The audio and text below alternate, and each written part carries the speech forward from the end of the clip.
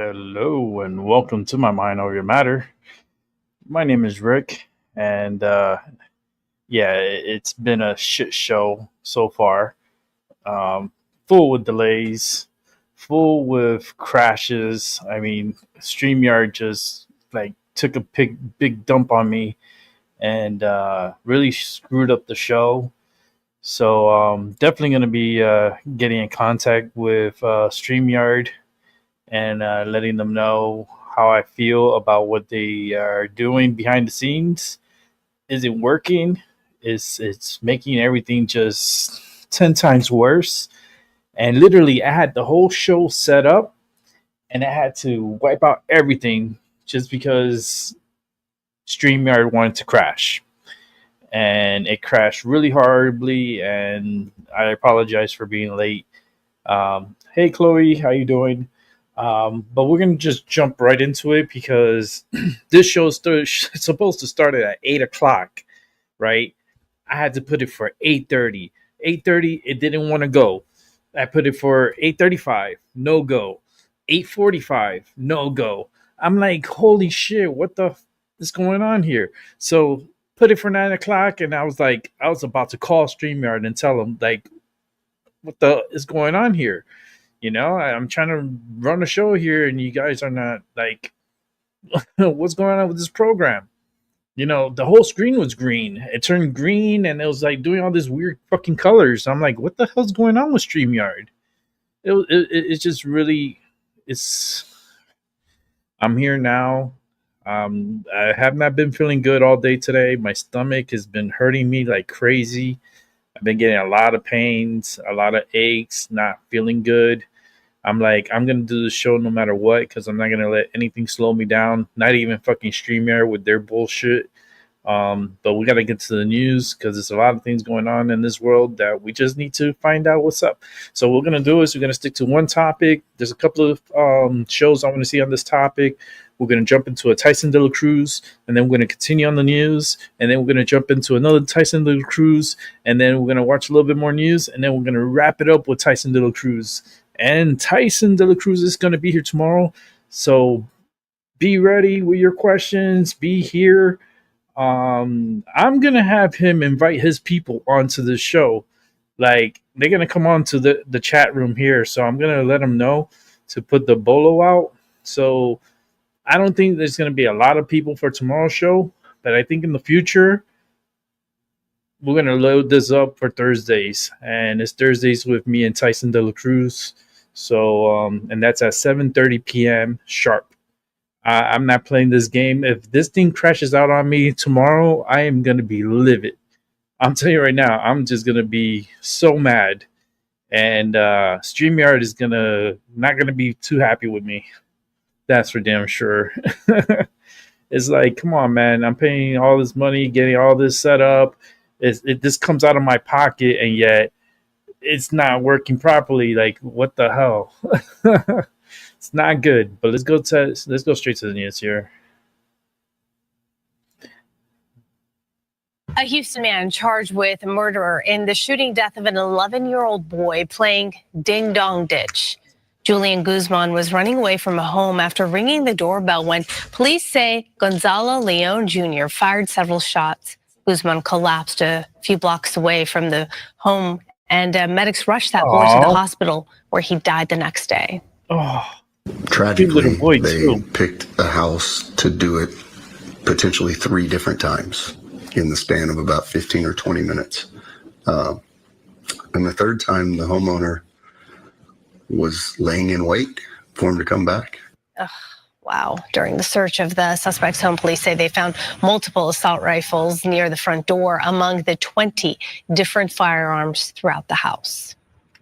A dream wedding turns into a nightmare when a wedding crasher steals thousands of dollars in gifts, and police are still searching for the suspect. Now we're hearing from the newlyweds. Fox 11's Gina Silva reports from Irvine. But we're not going to watch this right now because we're sticking to this little boy's news. So let's keep going. Hours, the Army veteran now charged with shooting and killing an 11-year-old boy who was playing a game of ding dong ditch with his cousin over the weekend is due in court. So we're now learning new information from investigators about the case. This 10-year-old boy, the cousin. I've talked to him and his family at length, and I want to relay how brave this young man is. This young man stopped in the street and said, "I didn't know what to do, but I wish I could have done more." The case, as you may know, is now making national headlines as well. We have live team coverage this morning with the latest updates, beginning with Devon Roming live outside the Harris County Courthouse. Yeah, Devon, you were there when that suspect appeared in court yesterday. What have you learned since then? Well, guys, this morning we've learned that prosecutors have gathered a lot of new evidence in this case, including evidence from an eyewitness who was out there that night. That witness is, we're told, is Julian Guzman's 11-year-old cousin. He was actually out with Julian running around doing the door knocks on Saturday night, and he was able to give a detailed description to investigators of the suspect in this case, including what he was wearing that night, as well as where he was shooting from in the backyard. But perhaps the most critical key piece of evidence in this case as of right now is Julian's cell phone. He was actually recording the moment that he ran up to the door and did the door knock all the way up until the moment where he was running away for his life. I unfortunately have had to watch countless recordings and surveillance of people in their last moments.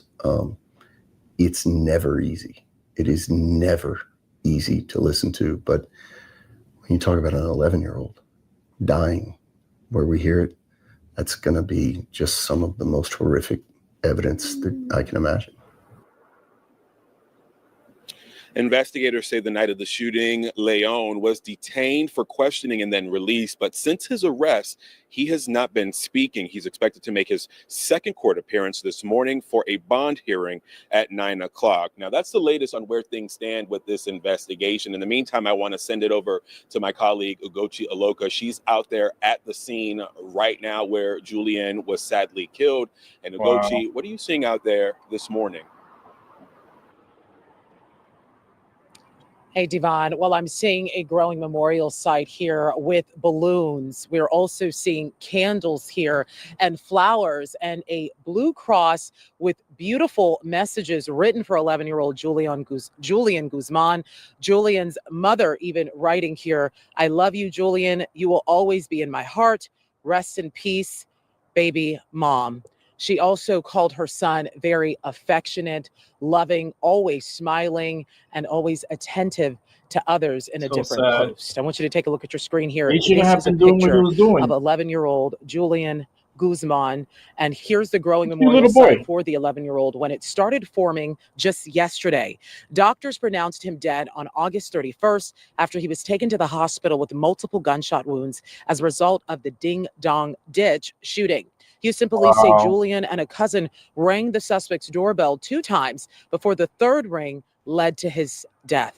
Now, court documents say a witness told police the suspect fired a warning shot into the ground before firing a shot at Guzman as he ran away. Neighbors tell us they sympathize with what Julian's family is going through, and an investigator on the case explains how this ding-dong ditch game escalated quickly. What we started off was 2 kids knocking on a door. 10 seconds later, they're getting chased down a separate street by an unknown man. It's going to take time. It will for the family, for them to realize that their son passed away. Those kids shouldn't have not been doing that. I mean, he paid the ultimate price. Yeah, back out here live, you can see also a volleyball. Yeah, I can't feel bad. Messages for Julian Too here. much for the kid. A picture of him and some of his friends. You know, so this memorial site was he's in the wrong, but the owner really honor him, and we can see shot him how they're in the doing wrong that. too. We expect maybe more people to show up today, so we'll be 2 following wrongs don't that make a right. throughout the morning. But we do know that the family has created a GoFundMe account for 11-year-old Julian Guzman, and Now our they want to hearts make money and off thoughts him and too. prayers really go out to them as they continue to follow this devastating case. Now, coming up in the next hour on KH11 Plus at 7 a.m., we will hear more from that neighbor you just heard from there, as well as an extended interview response from the detective that also spoke that is investigating this Ding Dong Ditch shooting case. Reporting live in Houston this morning, Ugochi Iloka, KHOU 11 News. There's so many here and across the country following this so closely. Ugochi and Devon, thank you. And we'll continue our team coverage all morning on air and during our streaming newscast. As Ugochi mentioned, that's KHOU 11+. Okay, so we're going to go ahead and continue because I got a lot to catch up. So let's keep it moving. This morning, a judge set a $1 million bond for the man accused of shooting and killing an 11-year-old $1 million doorbell prank. Gonzalo Leon Jr. appeared before a district court judge for the first time. You can see him there in the orange jumpsuit. He was quiet and answered all of the judge's questions. KPRC2's Rochelle Turner attended the hearing and is joining us live at the Harris County Criminal Justice Center. Rochelle, what are the key takeaways from this first court appearance? Andy, good afternoon to you. We have a lot of information to get through. Now, according to prosecutors, Leon was arrested by SWAT at a La Quinta Inn motel in LaPorte, which is about 20 miles from his home. And prosecutors pointed out that he had a large bag of clothes with him. They also pointed to a 2019 arrest out of Guadalupe County for terroristic threat of a family member. Now, that case was dismissed, but on the other hand, you have Leon's defense attorney who said that he only left his home because he was trying to protect his family and that there was a large presence of media in the neighborhood. He also told us that Leon is a disabled Army veteran and he has no prior history of any criminal past. Take a listen to what he said when we asked him about it. It's unfortunate that 2 out of the 3 bigger claims that were made, we believe are factually inaccurate. One was the claim about the Guadalupe case, which was a case of mistaken identity. Literally, we have different sisters, different complaining witnesses. There's absolutely no link, even after informing the district attorney's office of that. They continue to represent those facts, even stating maybe they're not true. At the same time, the last one about whether or not he's a United States citizen, it's interesting because he served our country and then he decided to exercise his Second Amendment rights to owning firearms, which he protected our country for, one of those rights. And they decided to use that as an aggravating factor. Now, Leon entered the courtroom in a jumpsuit and shackles. Prosecutors read probable cause, saying Julian Guzman and his 10-year-old cousin were walking home from a family party when they decided to play Ding Dong Ditch at Leon's home. Investigators say Leon came outside dressed in dark clothing and armed with a gun. The 10-year-old cousin told police he heard at least 2 gunshots. One struck Julian in the back. The boy collapsed and begged for help and later died at the hospital. Police later searched Leon's home and found around 20 firearms, including rifles, shotguns, and handguns. Prosecutors argued the severity of the crime alone warranted a high bond. Firearms and the use of firearms is not the answer. Whether you're on the freeway getting cut off or you're in your own neighborhood angry at a group of kids, you can't utilize a gun, period. This is the kind of thing that happens. We have 2 families that have been ripped apart forever. We have one who lost a little boy before he even got to start his life. And then a father of a child and a husband who is facing life in prison because of one angry act. So this isn't the answer. But, again, I've had the conversation already with my kids. So there was a lot of new details we learned in court today. I knew this was going to happen. We also learned that the state is also trying to push for this to be a capital murder charge. We do know that it's still very early in the investigation, but if this were to happen, murder, I don't know. then Leon would be given life in prison. But because of the little boy's age, because he is 11 years old, Leon would not qualify for the death penalty. So as this case progresses, we will, of course, continue to learn more about all of the details. For now, I'll send it back to you guys in the studio, reporting live from the Harris County Criminal Justice Center. I'm Rochelle Turner, KPRC2 News. Okay, good for you. Okay, like I was saying, 2 wrongs don't make a right. Okay. First of all, the kid is in the wrong. Okay, he went up to a house that he does not know and probably was ringing the doorbell and knocking and probably kicking the door. Who knows, right? We need more. I need to see that video because the little boy took video. So there is a video of what happened. Okay, this is an Army vet, so we don't know his history. We don't know if he has PTSD. We don't know what's his story is on that. That's just it's still ongoing. He's in the wrong for even coming out and chasing. He should have saw and known that it was a little boy, and the fact that you're running in the middle of the night and you running down this kid and then you shoot him in his back, that automatically puts you guilty. Okay, because even if someone's breaking into your home, right, and if they're retreating a way out and you shoot them in the back, the homeowner could be held responsible. Did you know that? The homeowner could be held responsible and actually could go to jail because the person who was trying to break into your house was retreating and it was trying to go away from the scene and you shot him from behind. Okay. There's only certain instances where this does not apply. That's like, let's say if the guy shot you or stabbed you and then he's running away and you only have this one chance and you fucking pull out and you shoot him, there's, you have to have a solid case, for self-defense. And this does not meet any of the criteria. All I see in this criteria is two wrongs don't make a right. And now this little boy is not with us. This little boy is gone. That's it. Beautiful little boy, but he shouldn't have never done what he did. And I blame TikTok. I blame all these these apps where they have these challenges. It's TikTok. Okay, I don't have TikTok. I don't care about TikTok. I wish they would ban the fuck out of it. I wish they would get rid of it. I don't even know why Trump continues to want to keep TikTok around. It's no good. It's not helping it's not helping society. And the shit that they put on TikTok, forget about it. No, thank you. I would not be using the application. I never had it, never will have it, and that's how it is.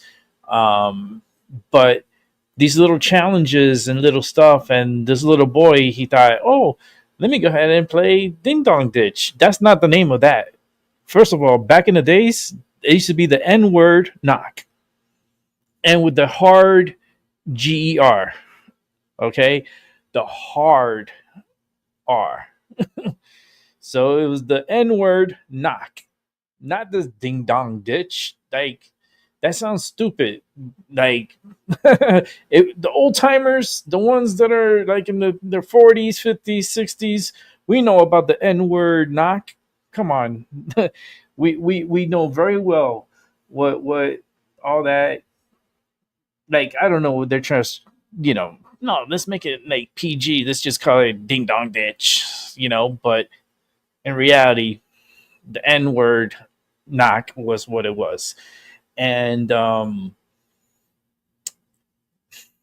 it's just a fucked up case all around. The little boy shouldn't have done that. It was just a domino effect. And the fact that the guy came out with a gun, he actually shot a warning shot on the ground. That should have been more than enough. But the fact that he just went and just shot him in the back, and there's video of this, like, you could probably hear the boy being shot and then the boy pleading for help and dying. Yeah, I mean, what would you give this guy for time, right? Oh, man, because he served our country. He's a retired vet. No criminal history, no priors. So you can't really throw the book at this guy, but he did do wrong. He shot this little boy in the back. He should have known better. I could see 20 to 25 years.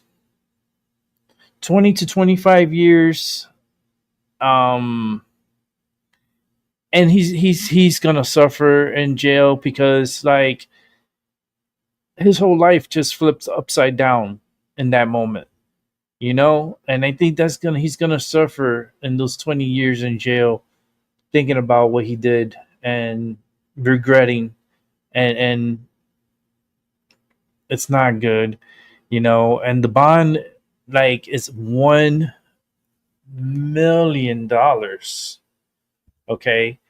And I believe they could come up with 10% of that, which makes it $100,000. He could bail out with 100,000, but they are going to put, if he does bail out, they're going to put an ankle monitor on him and so forth, and they're going to let him know he cannot have any weapons or any like, yeah.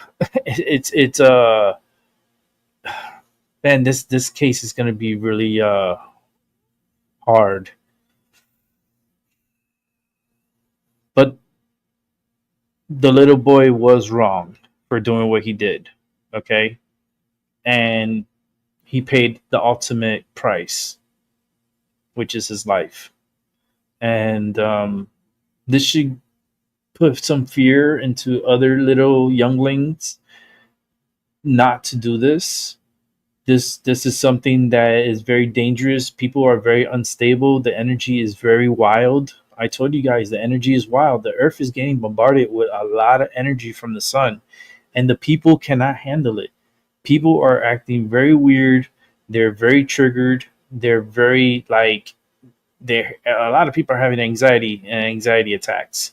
And the fact that you have this little boy doing this and other little boys out there, you know, there's a lot of copycats that are doing this too, and they're posting it on TikTok. Look what I did, and go running and then start filming and catching the owners going outside cursing and you know, and yeah, this is something that the parents tonight should be talking to their young kids and letting them know not to be doing any of this behavior, because it could cost you your life. So that sucks. Now we're gonna watch Tyson Little Cruz because it's based on this story. So let me go ahead and set it up, and we're gonna jump right to it.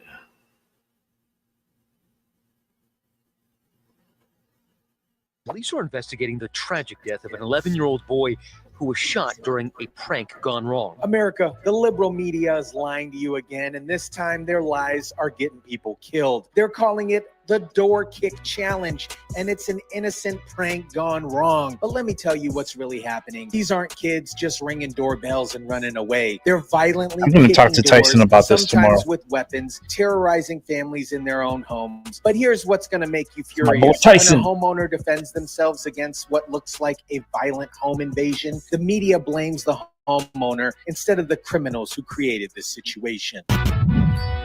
Nice.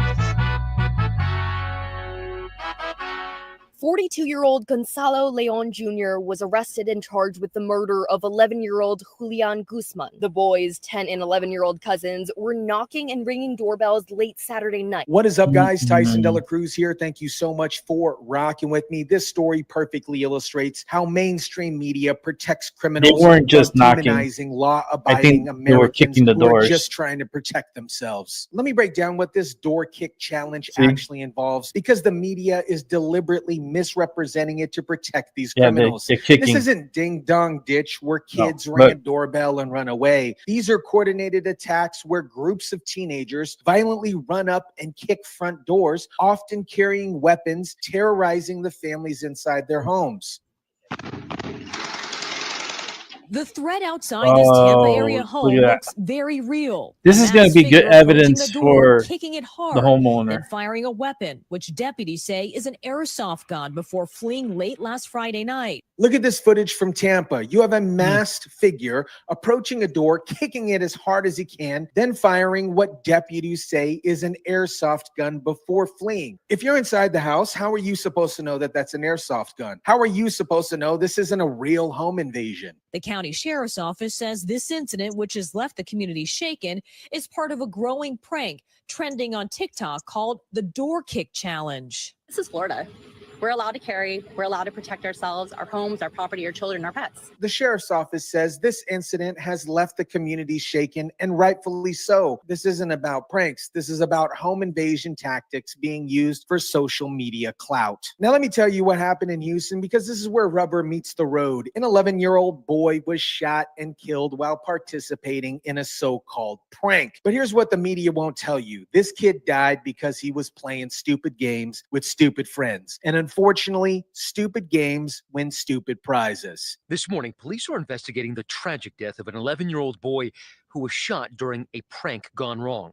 Shooting just occurred for a little boy that was shot. The boy was ding-dong ditching with his friends in a Houston neighborhood around 11 p.m. when they rang the doorbell of a house and ran off. Police say a witness saw a man run out of his house with a handgun, fired 2 to 3 gunshots, hitting one of the boys in the back. The boy was able to run about a block before he lost consciousness, then dropped on the street. The boy was ding-dong ditching with friends in a Houston neighborhood Saturday night when around 11:30 p.m. they rang the doorbell of this house and ran off. Then police say a witness saw a man run out of the house with a handgun, firing 2 to 3 gunshots, They kicked hitting that one door. of the boys in the back. Listen, I'm not They kicked that celebrating door. death of an 11-year-old kid, but let's be honest about what happened here. If someone is violently kicking my door late at night, I'm going to think that somebody's trying to break in. That's self-defense. This kid died because he was hanging around dumb friends doing dangerous things that terrorize innocent families. The homeowner in this case, Leon Gonzalo, was charged with murder and is facing up to life in prison. Now, I'll be honest with you here. The fact that this kid was shot in the back makes it a harsh conviction. Unfortunately, the details show the kid was running away when he was shot, which makes it harder to justify his self-defense. A tough story, though. That's and what I it's a said, developing too. situation. Charges now filed after the shooting death of an 11-year-old boy who was playing Ding Dong Ditch. This is a prank where you ring a doorbell and then run away, and this time it turned tragic. But here's what the defense attorneys are saying about the Texas self-defense laws. If you look at the bottom part of the self-defense laws in the code, it says you can use deadly force if somebody has stolen from you and you have reasonable belief that you're not going to be able to get it back. But simply ringing the doorbell or kicking a doorbell and running away, if you know the person's fleeing the scene, hasn't taken anything, hasn't broken into your house, no forcible entry, there's no threat, I don't see any self-defense. 42-year-old Gonzalo Leon Jr. was arrested and charged with the murder of 11-year-old Julian Guzman. Leon appeared in court today for the first time. Police say the suspect, an Army veteran, opened fire on 2 boys in this East Houston neighborhood. The legal reality is complicated. Texas has strong self-defense laws, but shooting somebody in the back while they're running away is going to be very difficult to justify legally. However, the bigger question is, why are we putting homeowners in this position in the first place? The liberal media is framing this as an innocent prank gone wrong, but the narrative is getting people killed. They're deliberately downplaying the violent nature of these attacks to protect the criminals and demonize law-abiding homeowners who are just trying to protect their families and their homes. It's just so heartbreaking and sad. George Skinner lives just 2 houses down the street, where Houston police say a middle-aged man opened fire on a group of kids ding-dong ditching late Saturday night. Look at how they frame this. Middle-aged man opened fire on a group of kids. It makes it sound like some crazy guy just started shooting innocent children for no reason. They don't mention that these kids are terrorizing neighborhoods late at night, potentially kicking doors and creating the impression of a home invasion.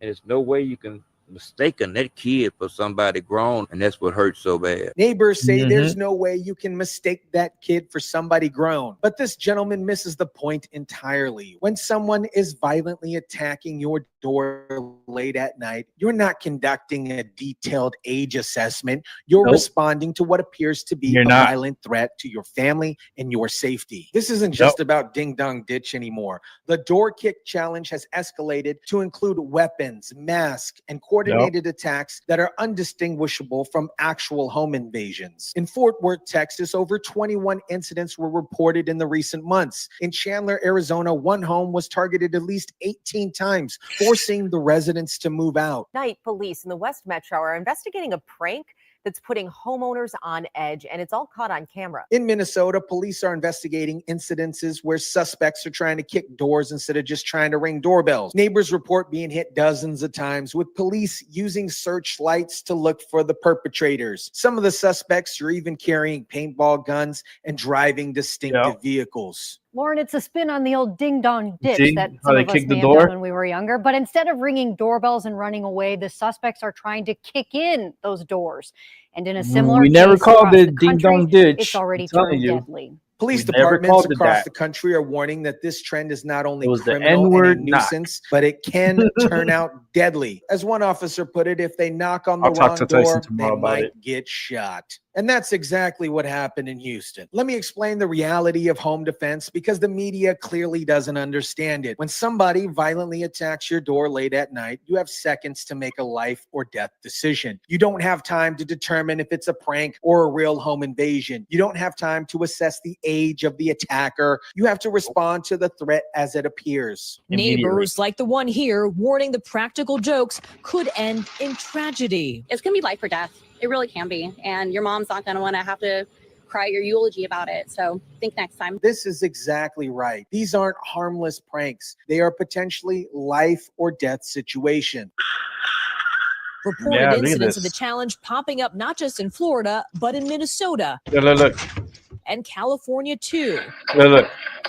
It's sort of like ding dong ditch, but much Yo, more somebody aggressive, kicked my door like that. daring teens to go up to You're a gonna random get door, shot. kick it hard, and then flee. No, look at The this. media calls it sort of like ding dong ditch, but much more aggressive. But that's a massive understatement. Violently kicking somebody's door late at night while potentially carrying weapons is not a prank. It is an assault and a terroristic threat. Here's the question the media won't ask. Where was this 11-year-old's parents at 11:30 p.m. on Saturday night? Why was an 11-year-old child out terrorizing neighborhoods instead of being home in bed? This tragedy could have been prevented if the adults in this kid's life had been doing their actual job.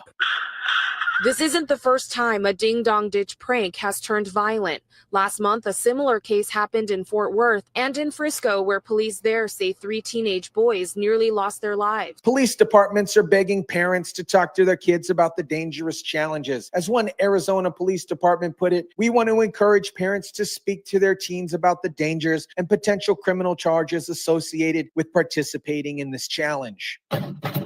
But those kicks can be extremely loud. I was just asleep and I just woke up startled and scared and just wanted to make sure I get my kid out the way. And they can cause damage, like in this other Florida Look at incident this. in Volusia County, where you can see the door hanging open Look. after the teens run away. Look at the impact on this family. I was asleep. The I door woke up just startled and swinged scared, open. and I just wanted to make sure to get my kids out of the way. These attackers are traumatizing innocent families, causing property damage, and creating dangerous situations that can end in tragedy. America, this Houston shooting is a tragedy that was completely preventable. An 11-year-old boy is dead because he was playing stupid games with stupid friends. And unfortunately, stupid games win stupid prizes. The liberal media's narrative that this was an innocent prank gone wrong is not only false, it's dangerous. The door knock challenge isn't ding dong ditch. It's violent attacks on homes that are indistinguishable from actual home invasions. When masked figures are violently kicking your front door late at night, sometimes while carrying weapons, this isn't a prank.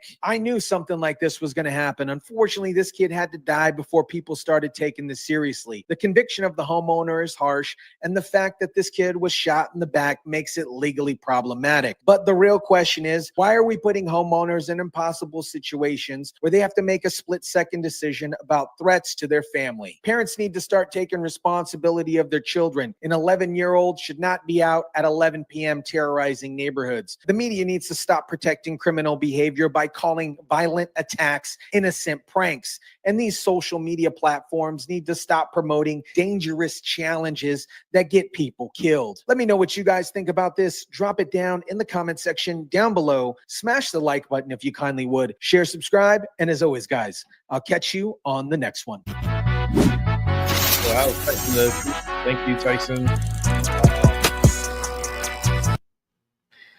It makes me sick. You know that. This just makes me sick. That,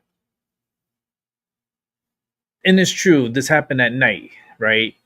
And these kids are doing these dirty deeds. I will call it. They're going up to people's homes and they're kicking these doors. And I guarantee you, this little boy was kicking the shit out of his door. Okay, he didn't just go up there and just ring it 3 times. Ding, ding, ding. Ding, ding, ding, ding, ding. and then he just ran away, and then the guy just came out with a gun and started shooting at him. And that's how the media is kind of painted to you. This did not happen that way. There's video. Okay, this little boy had a camera. He was recording on his phone. So let's not jump the gun yet without seeing the evidence. But I am thinking, and this is my mind over your matter. I believe this boy was kicking the fuck out of that door. And a former army vet, and who knows if he has PTSD and he has who knows how his military career went, had a gun nearby and came out because he thought his home was probably going to be invaded. Like they were trying to break into his home. And he instantly went out. And, when adrenaline builds, your heart's racing. Your blood is pumping. Your mind is like with rage. And you're out there to kill. And so happened that he shot at 11-year-old. Can't really tell 11 at night, okay? It looked like the area didn't even have good lighting to begin with. So he shot at him, hit him from the back, killed the little boy. Two wrongs don't make a right.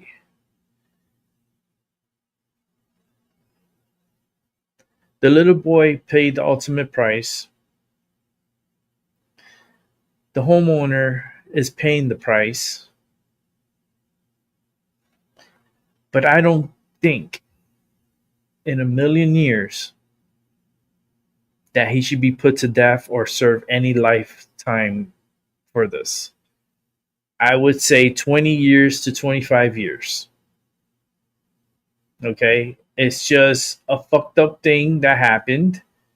He has a clear background. He's an army vet. Hello.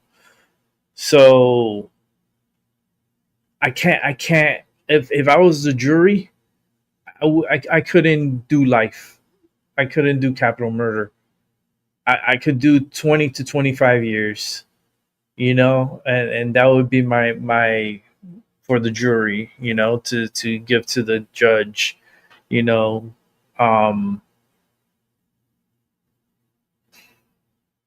was not the guy's fault, It's his fault that he killed the kid, yes. But like I said, two wrongs don't make a right, and the little boy initiated, and this guy's going to protect his family at all costs. Okay. And if he's feeling like and remember, illegal immigration has been crazy. Crimes has been high all over the place. At this point, we don't know what's what and what's coming towards us at any point. Okay. I had an instance when I was young where I had someone trying to break into my place, and I was up and I saw the whole thing. So, I could go back and we could rewatch that, because I'm not going to go into that story because that's a good story, but I already talked about it. I just got to find it so you guys can go and watch it. But man, imagine, put yourself in that position that you're there and, your kid is sleeping, your wife, you guys are like getting ready for bed. And then, of course, this guy's going to have his gun near him by his bed, just for security purposes. And the next thing you know, you're about to fall asleep, and then you hear this boom, boom, boom, boom, boom on your door, like trying to break into your home. So like I said, it's a. But I'm gonna talk to Tyson. I'm gonna tell him, dude, that was not the name of what we called that back in the days. They don't want to say it in the media. They don't want to say it, but it was the N word with the hard R. Knock. Look it up. Google it. You'll see. And that's what they called it. That's in my days, and middle school, high school. That's what they called it. That's what they called it. The N-word knock. And I went to a predominantly Hispanic, Black. The white population was very little. Like, we had a small white population. We had more Blacks than whites. And the school was majority Hispanic, dominated by a lot of Cubans. Because I went to school in South Florida. And I went to Hialeah. And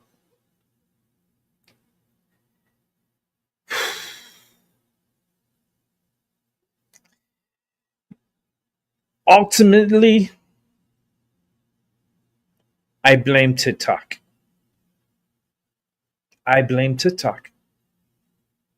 Because these kids are doing all this stuff, and guess where they're posting it at? TikTok. If you have TikTok, if you one of the few out there that have TikTok, go look at it. Go look at the videos. There's tons of videos on TikTok of these kids doing this.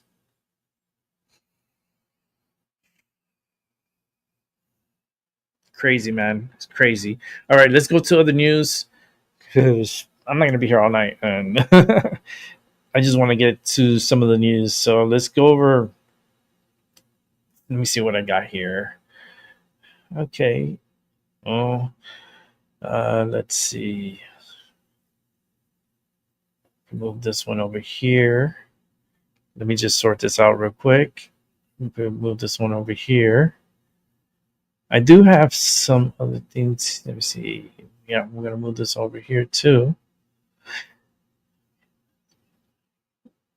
Now we're going to move this over here.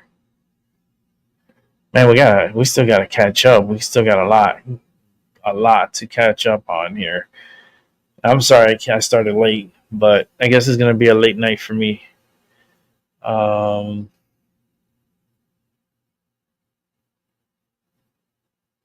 Okay, I think this is going to be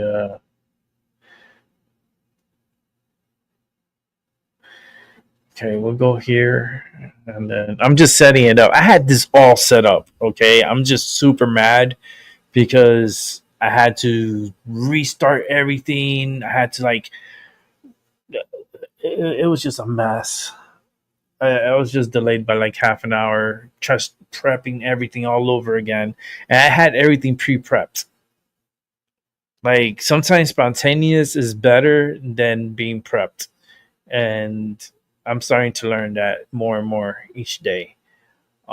With that said, let's go ahead and catch some more news here and get it all set it up here. And let's watch this together. We begin with the latest rash of violence in the Bronx. Police are investigating what led to a drive-by shooting that left a man dead and 4 others wounded. Now, this happened just after 8 last night in front of a deli near the Allerton Avenue subway station. The car sped away but crashed nearby, where 5 people were taken into custody. Eyewitness News reporter Darla Miles joining us live from the scene. Darla. New York, in the Bronx. David, people who were out here at the time yesterday afternoon were enjoying Labor Day. It was a beautiful day. They say kids were outside running and playing as the day wound down. And that is when gunfire broke out and everyone started running after listening and hearing those gunshots. 24-year-old Jabari Henry sadly was shot and killed. A growing memorial for him has started already.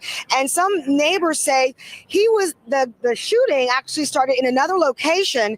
And as the suspects drove by here, he was standing there and was shot in the middle of this whole chaotic scene. Here's some video last night from Allerton Avenue again, when police say the occupants of a car, they just opened fire out of the blue, but sped away up the street on Arrow Avenue. Now, when police were already right behind them, the suspect vehicle crashed on Arrow and Hone Avenue. There, it struck a car, it ran into homes, and the gunmen were still in the car. Now, eyewitnesses say that the suspects were in the car firing back behind them when the accident happened. It took a moment for police to take those three into custody who was in the car. But take a listen to what one of the eyewitnesses has to say. While the guy was driving, he's hanging out of the window with the gun, and then when he hit the corner, he hit the fence and then right into the corner of my home, then he was ejected from the car. And I'm saying, oh my God, but they found the gun because the gun has, I guess, rolled into the court. Wow. Now, this is an exclusive photo of one of the pieces of ammunition thrown from the vehicle. So witnesses say there were about 3 guns thrown. They could see the firepower, the ammunition, the cartridges, which is what this is a picture of, and the guns all ejected from the vehicle after that really high-speed crash. Again, you have 2 locations under investigation at this point. One here on Allerton Avenue, where the drive-by shooting took place, and then maybe about a half a mile away on Hone Avenue, one man and killed. Hone Avenue, where the suspect vehicle was chased by NYPD officers, surrounded by at least 15 NYPD officers with drawn weapons. They ultimately left the vehicle. One person from that scene was also critically injured and taken to the hospital, but all the suspects right now are in custody. Reporting live in the Bronx, Darla Miles, Channel 7 Eyewitness News. It must have been one of the passengers in the front because it hit that house pretty hard, and you gotta understand that's concrete, and I'm pretty sure it's fortified concrete because this is like New York, and the homes are pretty like old from back in like the 80s, 70s, 80s. The things are tough, and the fact that these individuals open fire on a drive-by, killing one individual and wounding 4 others. They go take off. Police is chasing them. They firing at police, and they crash into the home, leaving. I'm pretty sure one of them in critical condition. This is just a terrible. Like, what's going on? Like, I'm telling you, we wake up, we never learn, and we keep making mistakes. Every day. You're never going to learn. The world's never going to learn. That's why that asteroid that's up there, it's coming. It's coming. And we are going to go all at once. Let's go into some breaking news. Let's check out this breaking news. Let's go ahead and set it up here. Let's check this out. That breaking news just into us. I want to show you a destroyed streetcar in Lisbon, Portugal. The crash leaving at least 15 people dead. Just horrific. Nearly 20 other people have been hurt. You know these streetcars? They're like super popular with tourists. You can see one man at one point trying to get out from a broken window. Others rushing out the door. I want to show you a live look at the scene right now. Here's some of the images of the aftermath too. This is live 10 o'clock at night in Lisbon. You see they are trying to dismantle, get a handle on some of the wreckage here. We're learning that the car may have derailed, seemingly speeding down one of those steep hills in the city and slamming out of control into a building. And then look at some of the chaos after. The cable car just totally destroyed. A huge emergency response to pull people from the wreckage. Local officials now calling for 3 days of mourning, and they're launching an investigation. But right now, we don't know what caused the crash officially or if any Americans were on board. I want to get right to Keir Simmons. Keir, bring us up to speed on what else we're learning tonight. Yeah, Hattie, we're monitoring this because it is developing, it is horrifying, it is terrifying. What we're seeing are those images that you have shown the viewers with this mangled wreckage. What we're hearing is that the suspicion is that the metal cable underneath the car, that something went wrong with that. You can imagine what you've got there, and it's very famous, it's world famous. That this tram was first used in the 19th century there in Lisbon, and what appears to have happened is these cars, they kind of move on each other's weight. It's a very steep hill, and as one comes down the hill, the other goes up. Now, of course, the issue is if that if something happens with that cable, then there is no control of the cars. And these images with dust everywhere appear to show, and witnesses are saying that one of these cars slammed into a wall. It is mangled, 15 dead, 18 wounded, according to officials in Portugal. A tragedy in a place that is visited by millions of tourists and vacationers around the world every year. And Keir, you point out world famous, some of these cable cars are. What is the deal with safety inspections there? How are they regulated? Do we know anything more about that, with accountability sure to be a central question? Yeah, it really will be, won't it? And the boss of the company that runs the cable system, this cable car system, is saying that they will investigate. Listen, it's just happened hours ago, Hallie, so understandably it's too early to come to any kinds of conclusions, but it will be very worrying for Portugal. This was 6 p.m. in the evening. People will have been heading out for the evening on a late summer's day, and holidaymakers, vacationers are crucial to that country, so they will want to get to the bottom of exactly what happened. According to witnesses, and it's just chilling, these cable cars were packed with people, and that also people on the street itself may have been victims Subway. too. They have a Subway. Keir Simmons, thank you for staying on top of that developing news for us from overseas. We appreciate that. We thank you for. Okay, so I think I know what happened. The car was probably pretty up on the hill, coming downwards. Something mechanical happened. Something snapped. Since there was a snap, there was no control, and there was no way of braking as hard as they needed to.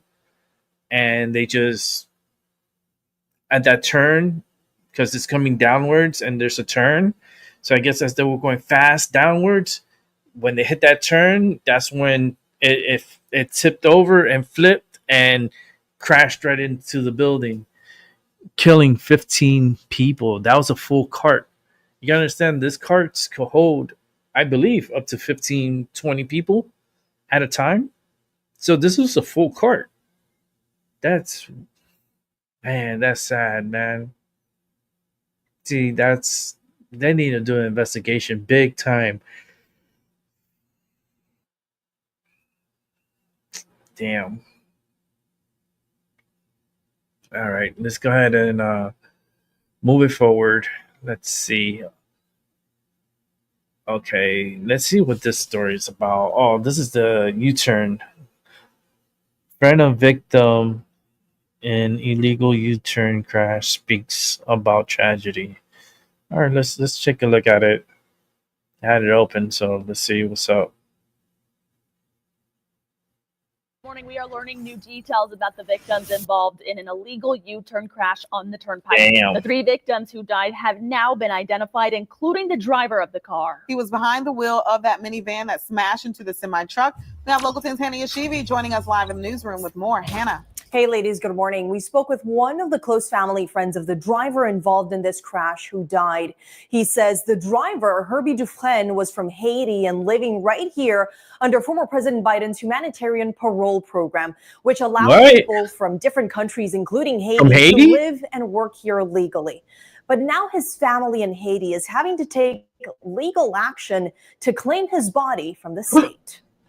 The victims of a deadly turnpike crash that happened earlier this month have now been identified as Herbie Dufresne, Faniola Joseph, and Rodrigue Dor. Dufresne was behind the wheel, and this morning we're getting more details about him through a friend of his we spoke with. His friend says Dufresne was living here under the temporary protected status protection. Dufresne lived in Indiana but was in Miami for a work trip the week of the crash.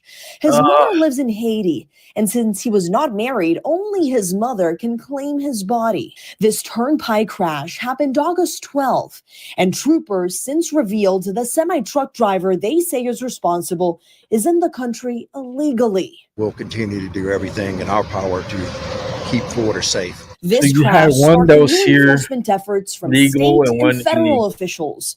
Investigators say the truck driver, 28-year-old Hardinger Singh, made an illegal U-turn on Florida's Turnpike north of West Palm Beach, causing the crash that killed 3 people, including Dufresne. Officials say Singh crossed into the United States illegally over the Mexican border in 2018 and was able to obtain a commercial driver's license from both Washington and California. Now, Florida Attorney General James Uthmeyer is asking the federal government to revoke the CDL programs in those 2 states. Our office is investigating both the actions of other sanctuary jurisdictions as well as the agents and companies that provided these exams or lack thereof. In his letter, Uthmeyer also alleges Singh doesn't speak English and can't identify basic road symbols. If you can't read street signs, how are you going to drive large commercial vehicles, 18-wheelers, tractor trailers in a safe manner? As a result of this high-profile crash, state leaders are now setting up ICE and English proficiency checkpoints at different way stations across our state. The 287G program will be that next step that will do the interior enforcement for everything in Florida. Now, Singh remains behind bars this morning and he's being held on no bond. Also, the State Department is now stopping all visa applications for foreign workers looking to come right here to the United States to work as truck drivers. In the newsroom, Hannah Yashivi, Local 10 News. Wow. Yeah, you know what they're going to have to do, right? I'm letting you know right now. They're going to have to make these people retake the test. And what they'll do is they'll not charge them for it, but they need to make sure that they are who they say they are. And yeah, they just need to pass the test and be able to speak English and are able to communicate verbally and able to identify the signs. It's something that's not hard, but it's just we're living in weird, unique times. I'm letting you know right now, very unique times. It's very, very hard to. The train of truth is here.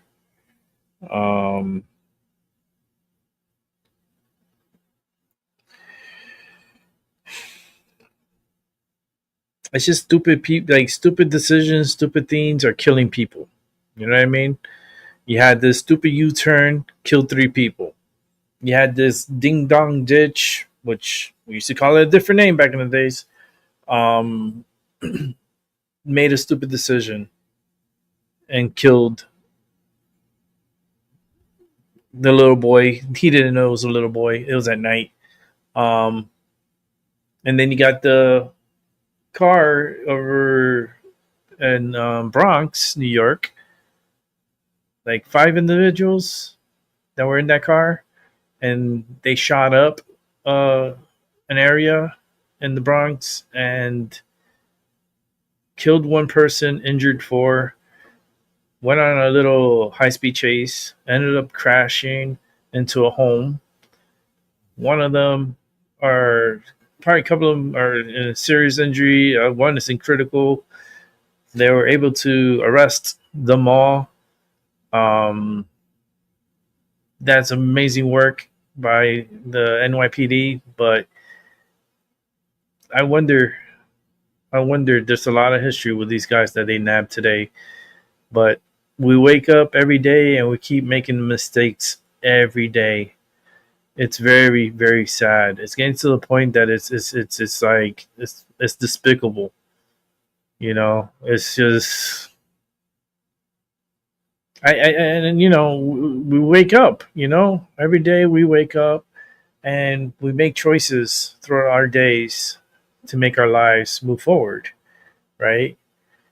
And who wakes up and then have to make a decision, a life or death situation, especially the guy over that killed the little boy with that ding dong ditch. He chose wrong, but I can't I can't throw him the whole book. I understand, like, it was a little boy, he shot him in the back, but he didn't know that. He thought they were breaking into his house. He wasn't thinking, oh, fuck, these little kids again. Let me show them, let me teach them a lesson. Like, no. Like, I guarantee you, they were kicking the fuck out of that door. And the guy thought they were breaking into his home. And that's when he came out with his gun and he saw these fuckers running and he shot at him and hit him in the back. Hit one of them in the back and so happens to kill him. Not knowing that he killed a little boy. I'm going to be talking to Tyson De La Cruz about this tomorrow at 7:30. Be here, be square. Like, I hope Discord, not Discord, fucking StreamYard. I hope StreamYard works properly and don't mess up my show because it's getting annoying and I'm getting agitated. The energy is getting to me for sure. Yeah, man, it's just really we're living in very unique times. All right, let's check out this story here. All right, here we go. Paramedics and Austin police arrived at the Buckshot Bar on 6th Street around 3 o'clock Tuesday morning. An employee called 911 after several people collapsed from a mass drug overdose. In a statement sent to Fox 7 from APD, officers administered Narcan on 5 individuals. 4 were transported to a local hospital where 1 was pronounced deceased. It's not like that in Austin, it's so it doesn't really surprise me. Stephen Tucker has lived on the streets of Austin, and he knows how dangerous it can be. Kind of surprises me that the drugs. There would be 5 overdoses in one place at one time. That's very surprising because when we had that, what was it, the spice epidemic or whatever a couple of years ago, and we had all that fentanyl overdoses with crack cocaine and stuff. That was real. That hit home because, like I said, I'm a recovered addict, and that one of those. Yeah, you look like an addict. If I'd have still been doing drugs. Fox 7 was told that agents with TABC are trying to determine if anyone with the bar was involved in the incident by reviewing security camera video. They're also interviewing staff. APD homicide detectives have also interviewed witnesses and are awaiting lab tests to identify the type of drug that caused the mass overdose. According to the most recent data from Austin Public Health, in 2024, paramedics were called to a little more than 1,100 overdose cases. Between January and July of this year, there were almost 500 cases. The Buckshot case comes as a warning is being issued about a synthetic opioid called Netazine. Drug dealers are switching to it in response to the crackdown on fentanyl. Netazine is more powerful than fentanyl and at times can be resistant to Narcan. Tuesday morning, Gray McAllister from League City appeared in a Fox News report and spoke about how one pill laced with Netazine killed her son last month. I'm just one person, right? And trying to spread awareness on something like this. As you mentioned, DEA, federal law enforcement, they've spent a lot of effort on one pill can kill and, raising awareness about fentanyl. And nitazines aren't even in anyone's vernacular. Wow. There's a new drug out there that's killing people. Y'all need to stop playing around. Stop messing with that shit. I'm just saying, like, it's not drugs. It's not cool. You know what I mean? I smoke weed, but I don't see it as a drug because I'm licensed to smoke medical marijuana. So, but like pills, that type nature of heavy narcotic, like fentanyl, and that other, well, they didn't even say the name of the new drug, but it's some kind of new drug, and that's more powerful and resistant to Narcan. That's even more wilder. But 5 of them got really sick and OD'd. 4 of them are recovering from it. The 5th one died. That's Yo, I want to hear from the people who survived. I want to hear like their story. I'm gonna be following up on that one. Trust me, I want to hear what the fuck was going on there. Okay, let's watch this next. The Federal Drug Enforcement Administration says a week-long cartel crackdown led to nearly 200 arrests just in New England. The DEA says they were all members of the Sinaloa cartel, the largest drug cartel in the world. 25 investigators went one-on-one with the DEA special agent in charge about their recent operation. He says the vast Sinaloa network has deep roots in New England. They're our public enemy number one. Jared Forget, the special agent in charge of DEA's New England Field Division, says last week the DEA set out to arrest as many members of the Mexico-based Sinaloa cartel as possible. New England saw the highest number of regional arrests at 171, with 49 in Massachusetts, 33 in New Hampshire. Connecticut saw the most at 64. Whoa, my People would be Connecticut. surprised to learn 64. how many I told you they're members of here, that those cartel are motherfuckers. operating probably in plain sight in their communities. Sure. So Sinaloa cartel in every single state across America, more than 40 countries around the world, and obviously they're in every state throughout New England. What's their number one product they push? Is it the pills? So we see fentanyl powder and we see counterfeit pills that are made to look like legitimate pills, notably M30s. M30 pills are counterfeit Oh my God. oxycodone. But Forget says they're also increasingly seeing counterfeit stimulant pills made to look like Adderall. What? Forget showed us some of the more than 22,000 pills and other drugs seized during the operation, like signature purple fentanyl, and some drug packaging Tyson even needs to do displaying a the report Sinaloa on this. cartel stamp. I'm a DEA agent. I cannot tell the difference between a fake one and a real one. So we need to remind parents, schools, caregivers, everybody in the community, have those conversations with each other, have them with your kids. Forget says the cartel targets unsuspecting young people online through common social media apps. Many have no idea they're buying potentially deadly counterfeit pills. 171 arrests throughout New England. Does that make a dent? We're the DEA. We're not going after low-level retail drug traffickers. We are going after drug trafficking organizations, the networks. How do you disrupt that, something that is so large, so vast, and seemingly so powerful? Right. It's an ongoing battle, one that we can't afford to give up, right? It's the Sinaloa cartel is a threat to public safety, our public health, and our national security as a country. And This year, the Centers for Disease Control reported while drug overdose deaths are declining, overdose is the leading cause of death for young people ages 18 to 45. For 25 Investigates, I'm Carrie Kavanaugh. That's crazy. This afternoon from the DEA, a synthetic opioid so potent that this makes fentanyl look We're gonna weak. get some And information now on it is this here drug. in Houston. Certainly very frightening. The pills already claiming lives. Trayson Bragg speaking with federal agents about this dangerous new threat. Trayson? Yeah, that's right, Len. Take a look at these pills you see behind me. They may look like your everyday prescription pill, but the DEA says they are hiding a dangerous and potentially deadly drug, even more potent than fentanyl, called nitazene. Now, right now, the DEA is Nitazene. warning of a new and dangerous drug making its way into Houston. That we're seeing that is really scaring us and is really hard for us to combat right now is nitazene. Why the fear? Acting Special Agent William Kimball tells me nitazene is a synthetic opioid more than 25 times more potent than fentanyl. They take fentanyl or nitazenes and they press them into tablets that look like prescription pills.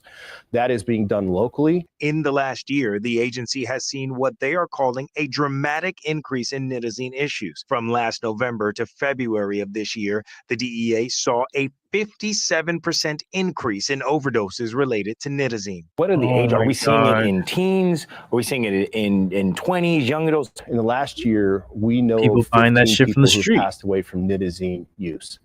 The age range for those people are 17 years old to 59.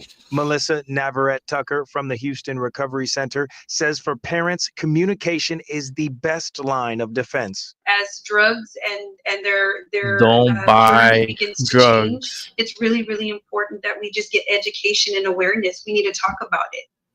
And Neverett Tucker tells me that the Houston Recovery Center provides free Narcan, which is a medication used to reverse the effects of opioids in overdose situations. They also provide classes to parents. Sherman, back to you. All right, thank you very much. Boy, that is some scary stuff. Frightening. That is Yeah. scary. That is very scary. That drug, oh shit, it's 25 times stronger than fentanyl. Fentanyl was killing people. People were like, I call them, when I went to Rochester, we call them the lo doblao. Lo doblao in Spanish means, in translation to English, they're bent over. And I was like, those are the bent over people. Esos son lo doblao. And they're bent over like this, and they're arching themselves, touching the floor with their hands, like trying to reach for the floor like this, and they're like with their like that, and they're like zombies. They're like and they're doing like this, and they're reaching for the floor and shit. And that's the fentanyl, right? Could it be the new drug that's out there? It's going to cause people to just start dropping dead. You gotta be careful. People need to stop buying shit from the fucking street. That's dangerous. Especially all this like garbage that's coming through the border, and then people are actually buying that shit. Not smart. Not smart. You know, they tell you say no to drugs, and then you have all these kids like, yeah, let's buy this, let's buy it. Like, oh, they go into an app where they could communicate with someone, and they're like, yeah, I could get you these pills. I'll give you, give me like $50, and I'll give you like 3 pills. Crazy shit, right? Not knowing those pills could be super laced, and even just smelling it could probably kill you. Imagine taking it.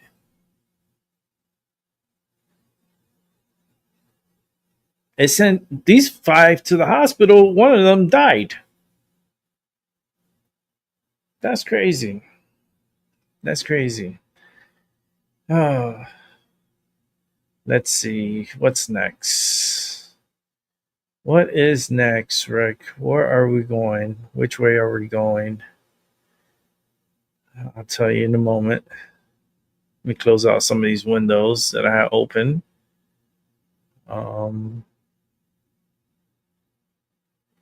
Yeah, let's go ahead and close that up. The next story. Okay, let's go to this one. Fuck it. This is just, let's say fuck it. This is the fuck it episode. Here we go. Maybe it's funny. I don't know. I haven't seen it. So I know it has to do something with the rat from Chuck E. Cheese. So that's the only thing I know about this. So we're going to watch together. Well, check this out. A shocking scene for kids at a Chuck E. Cheese. 1 minute they are just having fun, and then all of a sudden, police rush in and put Chuck E. Cheese in handcuffs. Take a look at the whole thing caught on police body camera. No way. We got body cam. Chucky's a little bit busy, man. Chucky, come with me, Chucky. Come on. Come with Chucky. Chucky, stop resisting. Stop resisting. You're being detained. Stop resisting. Let it go. Let it go. Do not cause a scene here, sir. Oh shit. In front of the kids.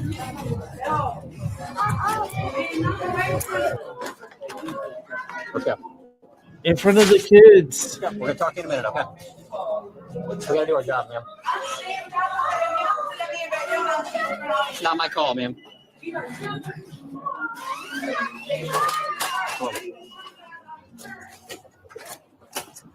going to talk to you in a minute and let you know what's going on, okay?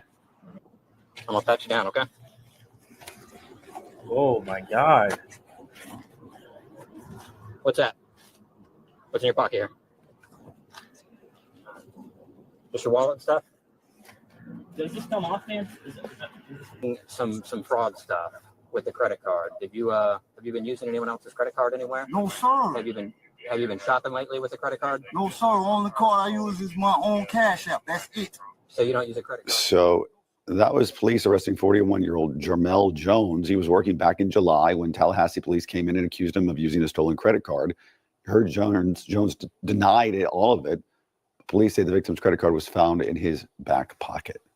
Oh, I'm just thinking about what those kids were thinking, seeing Chucky being arrested. I mean, police have to do their job. I get it, but damn, that's crazy. tough. Okay, I that's would have hoped tough there would have been a better way to than that. stomach.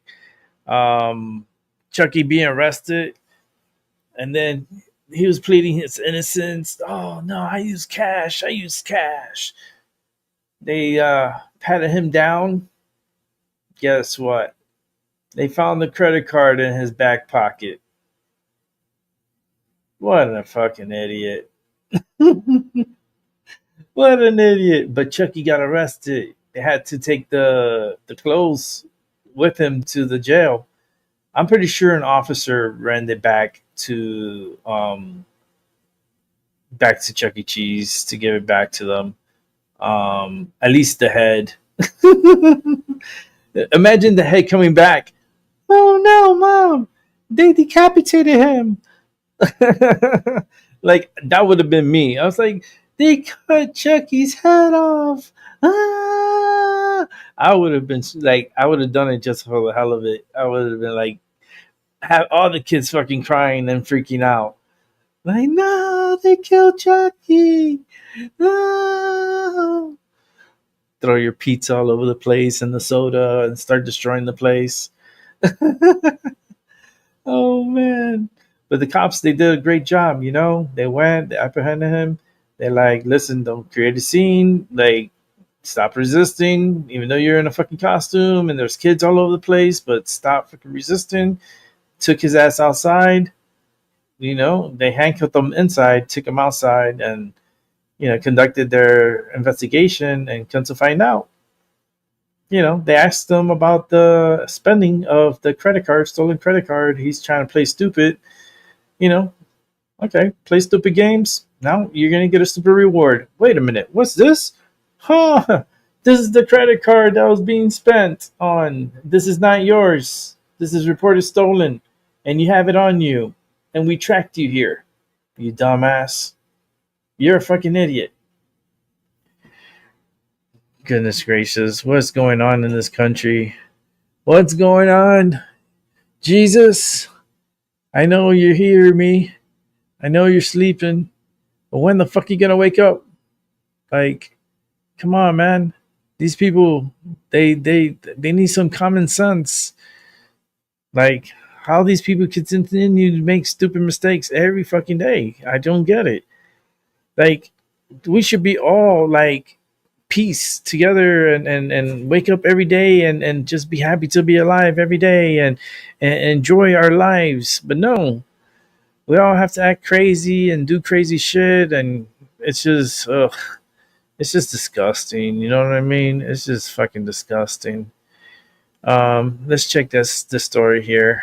Let's move it along. Okay, let's go ahead and hit play on this. In South America right now and the Caribbean, one day after the deadly U.S. strike against an alleged drug boat leaving Venezuela. That strike killed 11 people and is the first known operation since the Trump administration deployed warships in the Caribbean. Local 10's Christina Vasquez has the latest as the country worries about their national sovereignty. On the boat, you had massive amounts of drugs. To understand what the president described as a kinetic strike in the Southcom area of responsibility against an alleged drug-carrying boat leaving Venezuela. Taking the war on drugs to the next level, basically. Right? Consider this executive order on his first day of office, designating cartels as terrorist organizations, creating a pathway for U.S. actions against terror groups Americans may be more familiar with seeing in the Middle East. In countries like Iraq or Iran or Yemen or Syria.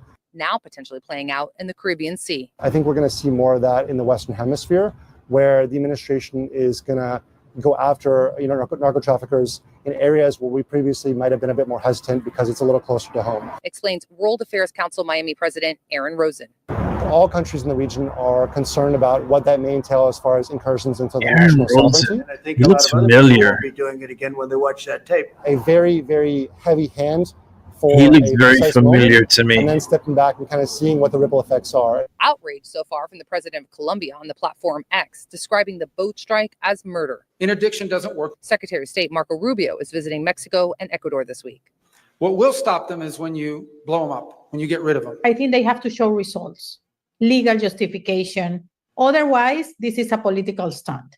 Venezuelan American activist Adelise Ferro finds the administration's policy on Venezuela confusing, even chaotic, working to end deportation protections for Venezuelans here at home, while also describing the country's dictator as the head of a narco-terror criminal organization. While everything is happening, why are you still deporting people to a country that you are calling a terrorist? Venezuela has been very bad, both in terms of drugs and sending some of the worst criminals anywhere in the world into our country. The Trump administration is essentially trying to deliver on multiple promises at once, reducing migration and deporting illegal immigrants. Another promise is going after narco traffickers, even if there is sometimes like logical inconsistencies in trying to comprehensively piece that together.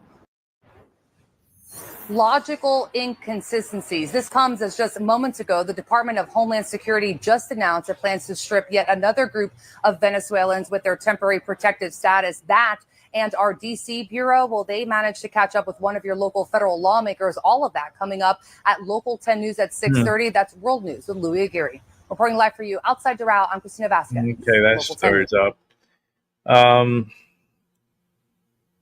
Listen, we're at war, so that's part of war on drugs, putting a stop to it. It's ruining, look at all the stuff that's coming in and all the crazy shit that's coming in and killing people. We have a new drug in our country. Where did it come from? How did it get in?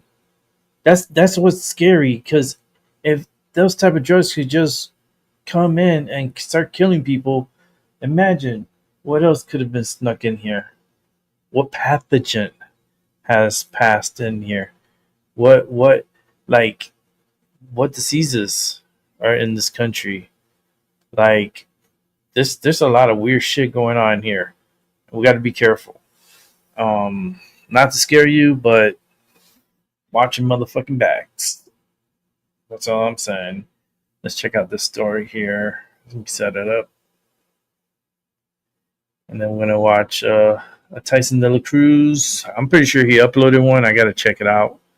I haven't checked it out yet, so that's what I'm going to do now. A Fox News exclusive, where a notorious maximum security prison in the state of Louisiana will also double down as an ICE detention facility to hold the worst of the worst. That's a quote. Brooke Taylor live with a preview of the soon-to-be-announced Louisiana lockup in Angola, Louisiana. Good morning there, Brooke. Hi, Bill. Yeah, we are right outside the notorious Angola prison here in Louisiana. A section of this prison is going to be turned into an ICE detention facility, and it's going to be called Louisiana Lockup. Now, Fox is the first to report that 51 illegal migrants have already been moved here. Louisiana Lockup is going to hold up to 416 beds. The Department of Homeland Security says they've partnered with the state of Louisiana. They are using this unused section of the prison to detain and deport some of the worst illegal migrants. Now, Angola is the largest maximum security prison in the country. It was once named the bloodiest prison in the South for its harsh conditions in the 1960s.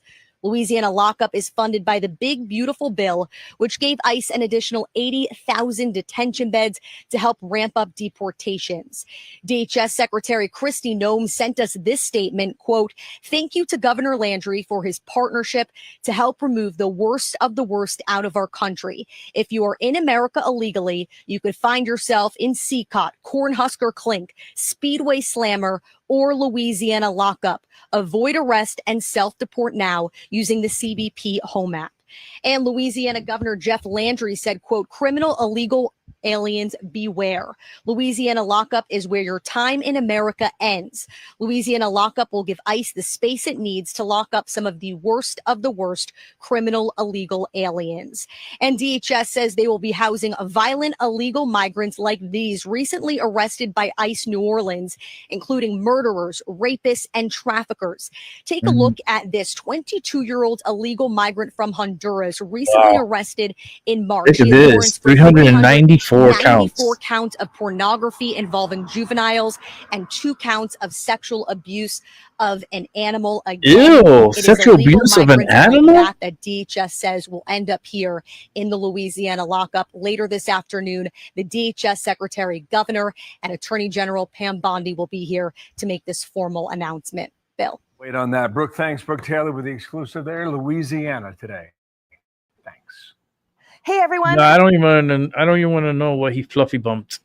I do not want to know what the hell he fluffy bumped. 394 counts. Oh my God. And then 2 counts of animal abuse, sexual abuse on animals. What did he get? The dog? What did he oh my God. I wonder what animal now. Oh no. Oh no. Oh no, no, no. Mm-mm-mm. Mm-mm-mm-mm. That's disgusting. I'm sorry to tell you, but I mean, I guess I'm just thinking out loud. It's my show, right? But what did he flub? Like, what the hell did he fuck? I'm like, Rick, don't curse, don't do it. What the fuck did he fuck? And it's 2 counts of animal sexual abuse. Who's the animals that came up and said, me? Like, what? You're trying to tell me he fucked you? Me. Like, oh shit. Fucking sheep. I'm sorry, Betty Boo. He just got all over you. Oh no. We gotta do a report. You wanna press charges? Okay. I'm gonna do it. We got 2 charges here for sir, Captain. I gotta add these 2 charges. We got 2 counts of animal sexual abuse. Yeah. He fucked them. They told me. Holy shit, that's some crazy shit. Oh no. Like, these are my confessions. Okay. So, sir, what you know what you're here for?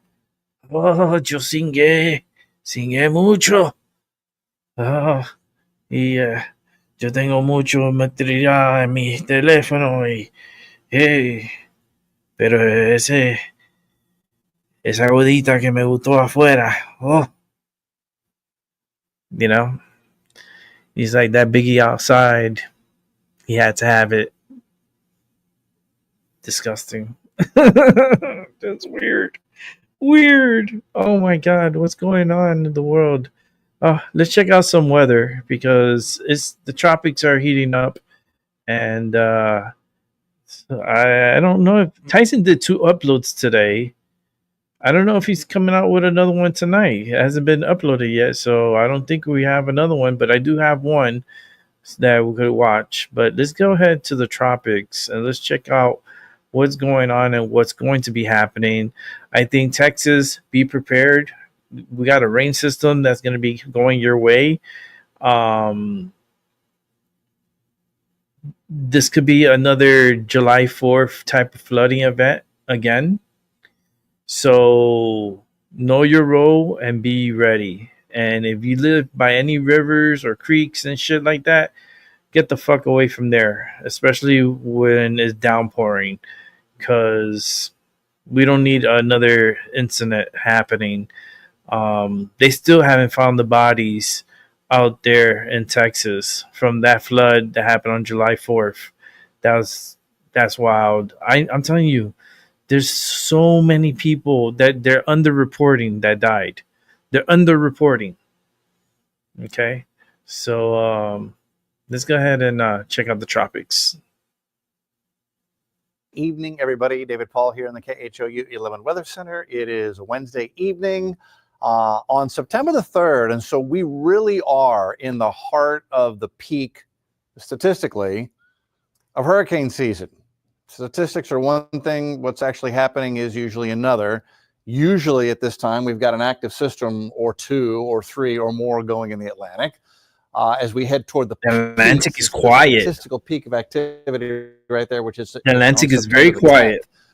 So for the next couple of weeks, we're in the heart of the season. That doesn't mean that you're automatically going to have a bunch of hurricanes out there.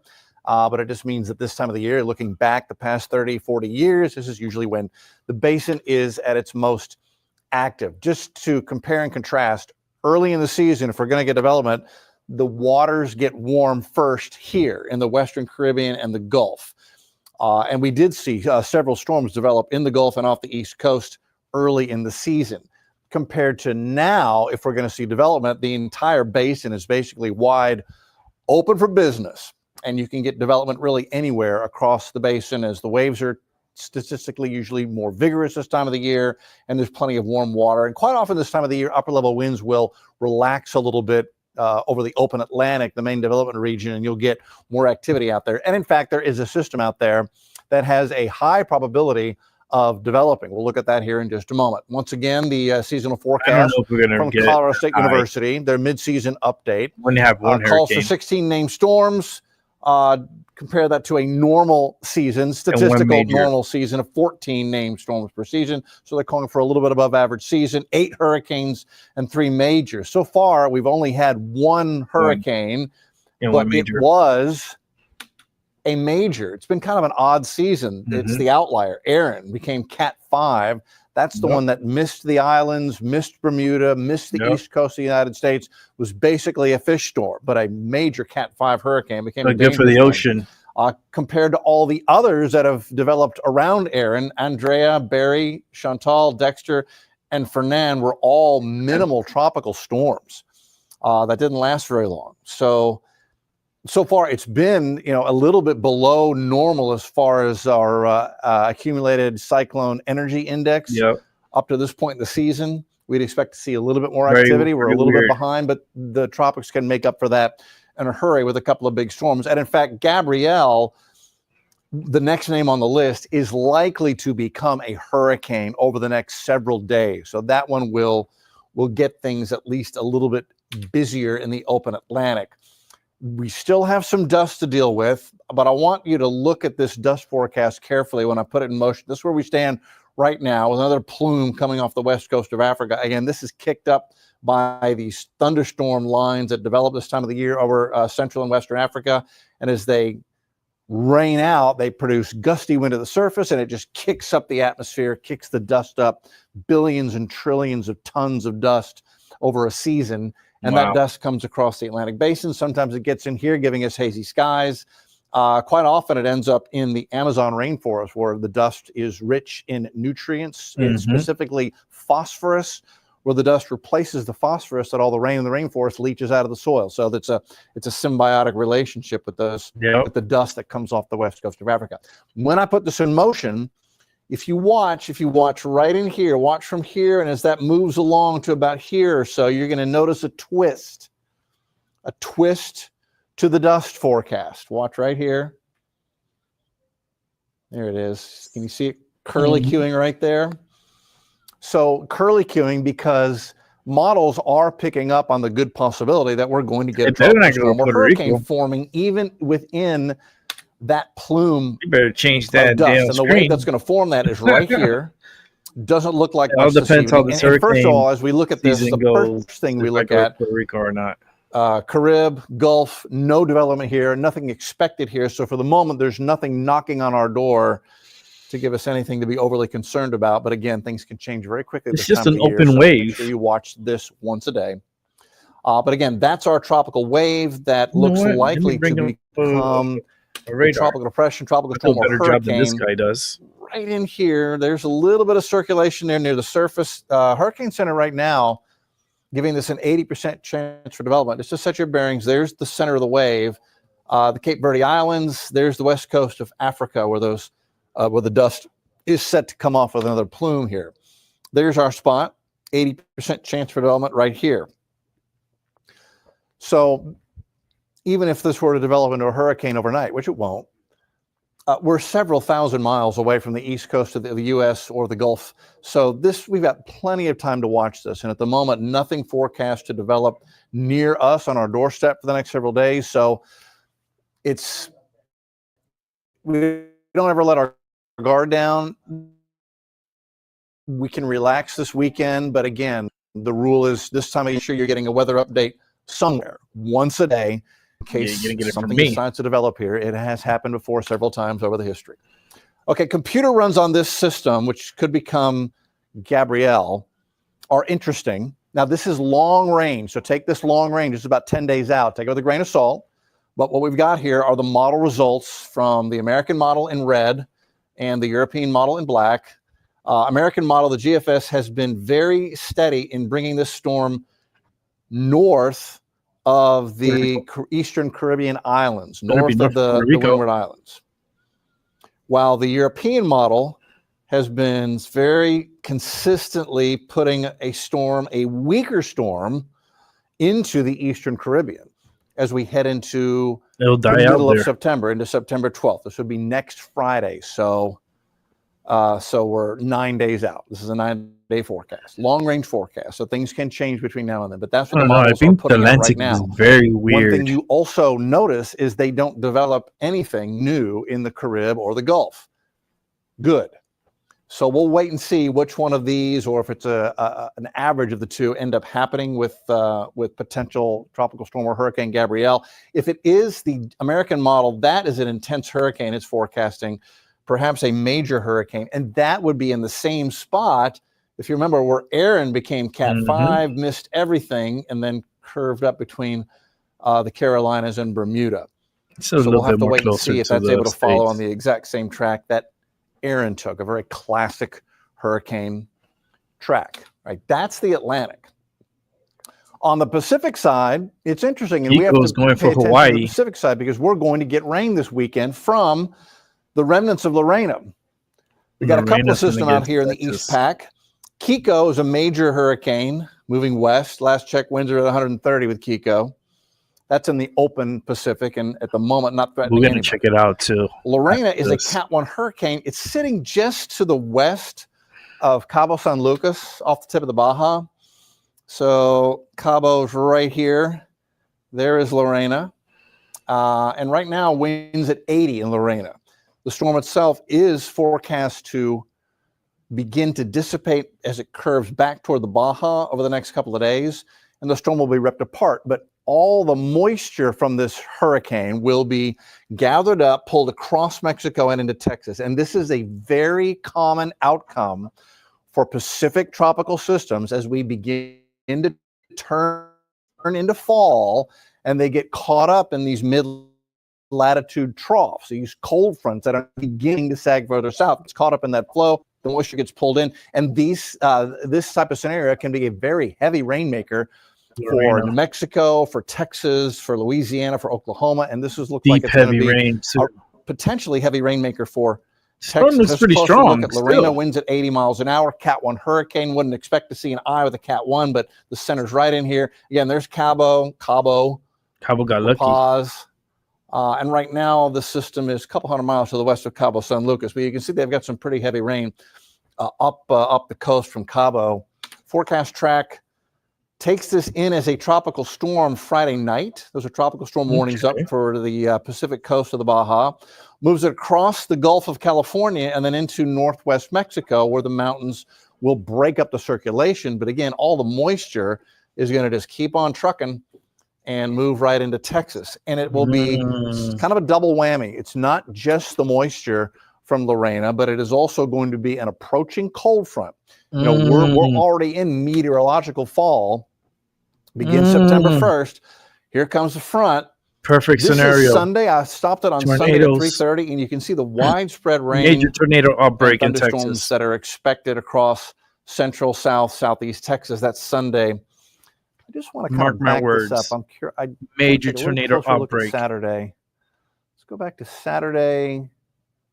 So that's 4:30 in the afternoon on Saturday. So Saturday, you know, we're going to begin to see a little bit better chance for scattered showers, but really the bulk of the moisture is still over West Texas and Mexico on Saturday afternoon. So it really is just taking another look at that. It really is, as we head into Sunday, early to mid-afternoon, that the rain begins to fall across a big chunk of Texas. Now, with an approaching front, that acts like a lifting mechanism, and all that tropical moisture, we know how this can cause significant rain. Right now, we don't have a huge flood threat, but we're several days out from this. So the Storm Prediction Center is working on this, and they've got a flood outlook. I'll show it to you here in just a minute. Real quickly, this is a broad brush look at potential rain totals Saturday, Sunday, nothing over the top. But again, this is several days out, so this could change. But anywhere in the purple to lighter blue to purple, you're talking about 1.25 to 2 inches of rain. So a wide portion of central Texas right in here could see 1 to 2, probably isolated 3-inch rain totals. For the Houston area, in the green and the darker blue, that's basically 1/4 inch to 1 inch of rain. For our area, that's what the rainfall potential is suggesting for us. Again, this is just a suggestion this far out. And you can see there could be a band of heavier rain in spots across north and north central Texas. So Wow, that's the rainfall outlook. And really, it says 7-day rainfall outlook. This is for Saturday and Sunday. I expect the next couple of days to be pretty dry, but Saturday, especially Sunday, could be very wet. Okay, and the Storm Prediction Center has gone ahead and looked ahead and put out a flood risk outlook for Sunday. This is specifically just for Sunday. And in yellow, Stephenville to Brady to Junction. So it's northwest Texas. It's a northern part of the hill country, northwest of San Antonio. In a slight risk, that would be a 2 out of a 4-tiered threat level. For Houston and the rest of Texas, for the moment, they have it in a marginal or a 1 out of a 4-tiered threat for Houston, the greater Houston area, and southeast Texas. When we see this, we expect to see isolated street ponding, isolated street flooding in some of the isolated heavier downpours. So at the moment, we're not forecasting anything over the top here. But I got to tell you, anytime you've got a tropical atmosphere from a tropical system, a hurricane coming into Texas with an approaching front, I don't care what the models say, that is the setup that can cause some heavy rain. So we will be paying attention for that as we head through the coming weekend. And here's the extended forecast for Houston. For Thursday and Friday, I think we're dry and hot. And in fact, tomorrow morning, a smidge lower humidity. I'm not talking about a fall morning tomorrow, but a smidge lower humidity. So get your running early tomorrow morning. And then 98 Thursday afternoon. Friday, 95. Saturday, we'll bring in a 30% chance for rain. That is some of the moisture coming in from Lorena.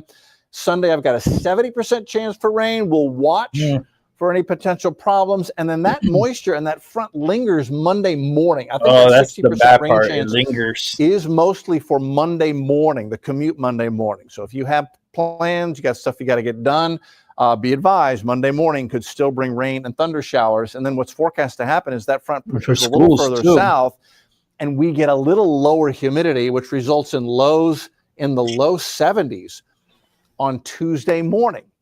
That'll be a treat.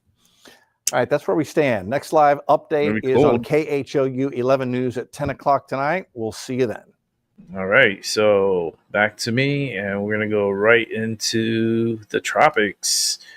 So they're talking about something back here to develop, and that's going to be Gabriella, whatever. It's going to be supposedly forming somewhere in here, and then it's going to get its act together. And it's the American model wants to put it where what Aaron did and went north of Puerto Rico, but the European model wants to take this weaker storm and bring it into the Caribbean. Now, this area in the Caribbean, this is like it's kind of like a Bermuda Triangle for hurricanes, where hurricanes, they go through here and they usually die out. They actually weaken because of the trade winds and so forth, and the stable air, it kind of like disrupts the storms. And then once they cross around, like, I would say the 70 west latitude, they start forming, and then they overnight. I seen hurricanes overnight in this area. I go to bed. It's a hurricane newly formed hurricane, and I wake up the next day and it's a Category 5 hurricane, and that's bombogenesis. It's kind of like a bombogenesis. They usually call that for winter storms up here when we get nor'easters. When the pressure drops, it loses like 24 hours. It drops more than 24 millibars of pressure. That's bombogenesis, and it can happen to storms too, but they don't really call it bombogenesis, but it's the same shit. It's the winter, but the tropics. It can happen. The only thing I'm looking at right now is probably this little cluster of storms to see if it does anything. The storm that they're talking about is back here. Like they saying that something back here is gonna form and become something by next week. Um, let's go ahead and check out Lorena and Kiko. Here we go. Lorena. Lorena looking good. She's surviving. I'm a survivor. I'm gonna get touched. I'm gonna kill you with my thunder. Yeah, so she's gonna come through here, and this system is gonna hold its energy, and the fact that it's gonna interact with Texas cold front that's gonna be coming through. This is not gonna be good for Texas. I'm letting you know, guys. Know right now. There's going to be a lot of flooding, a lot of problems, even for Mexico. This is going to be a nightmare for Mexico with the flooding. And once it gets to Texas, remember what happened July 4th. That's all I got to tell you. Because the system came up the same way. It came up through here and went through Mexico. It kind of like died out, right? But the energy from the system stayed over as a low pressure. It stayed still over Texas. And every day it was just dumping all this crazy amount of rain. And then all of a sudden had this big, crazy dump of rain that caused a big flooding, killed hundreds of people. But yeah, just be careful, Texas. Now, Kiko, look at Kiko. Kiko looked like a donut. My homie looked like a donut. We're looking at a Category 4, possibly Category 5. It looks like it's going through an eye wall replacement. As I'm looking at its rotation, we're gonna get a closer look at it. Let's get ahead and get a closer look. Let's go to the floaters real quick. Let's get our Kiko close up. And here's Kiko. Yo, Kiko. All right. Oh, I saw some pink. That's some strong. That's very strong. Holy smokes! This system is strengthening. It's strengthening. Kiko right now could possibly be a Category 5 hurricane in the Pacific, and guess where it's going? It's going to Hawaii. Is it gonna make it to Hawaii? Let's see. Let me go to the Pacific. Let's go over to the Central Pacific. Here we go. Give it a second. Ooh, it's close to Hawaii. That close. Look, Hawaii's right here. Kiko's right here, and it's gonna get to Cat 5, Kiko. And is it gonna start moving a little bit towards the northwest? Like, what's happening here? Is it gonna come up and try to get the islands and hit all the islands as a Category 4, maybe Category 3 hurricane? Imagine if it hit the islands as a Category 5. That would be crazy. But you never know. It's a nice, beautiful shaped storm. This storm is very healthy. Very, very healthy. Very strong. It looks so strong. It looks scary. It always gives me that old fashioned donut feel. You know, when those storms look like this, it's very intimidating. It's very scary. And I hope Hawaii is ready for this. Possibilities of it hitting is pretty high. So that's gonna suck for Hawaii if it goes to Hawaii. But we're about to wrap up the show. So I want to thank everyone who came through. Truly appreciate you guys very much. And don't forget, tomorrow, 7:30, I'll be here with Tyson De La Cruz.